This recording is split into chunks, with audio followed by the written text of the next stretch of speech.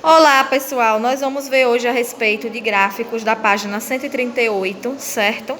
Por que eu estou gravando em questão assim, mostrar no livro para vocês?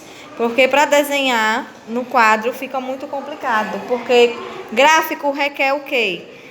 Além dos dados, né? Qualitativo e quantitativo, cores. Então, a gente vai ter que trabalhar aqui no livro. Nós temos aí o seguinte... O primeiro tipo de gráfico que nós vamos ver é o gráfico chamado de coluna. Os gráficos configuram uma maneira de representar dados, ajudando no processo de comparação entre eles e tornando a leitura e interpretação mais objetiva. O gráfico de coluna é conveniente para identificar os maiores e os menores valores. Então, nós temos aqui o maior público de filme brasileiro. Então, na minha horizontal, ele vai colocar o nome dos filmes, né? Que estão concorrendo, e na minha vertical eles estão colocando a quantidade em milhões que foi recebido. Então nós temos aqui A Dama do Lotação, Minha Mãe é uma Peça, Dona Flor e seus Dois Maridos, Tropa de Elite 2 e os 10 Mandamentos. Então a maior taxação de percentual foi o dos 10 Mandamentos. Nós temos aqui abaixo agora o gráfico de setor. Esse gráfico de setor, ele coloca assim, que é possível visualizar as partes em relação ao todo. Esse gráfico de setor, ele lida com a parte percentual.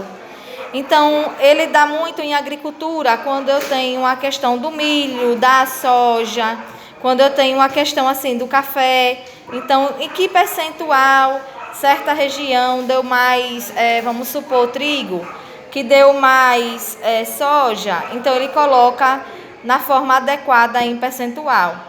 Nesse caso, ele fala sobre a distribuição de idade por pessoas desocupadas no Paraná, no primeiro trimestre de 2018.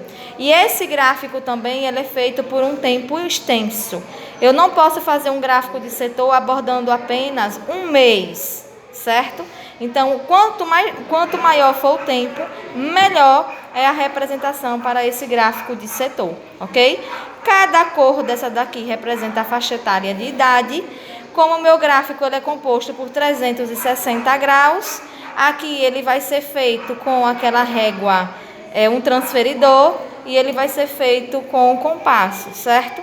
E ali vocês vão fazer a questão da divisão de 360 com os dados que ele aí oferecer. Na próxima página, que é a página 139, o último gráfico que nós vamos ver é o gráfico de linha. Esse gráfico, ele diz que é vantajoso para observar uma evolução no decorrer do tempo, como, por exemplo, nos jornais, em questão do coronavírus, a gente está vendo muito essa questão aí do gráfico, em uma determinada época ou mês, em que ele vai subindo e descendo aí o seu pico.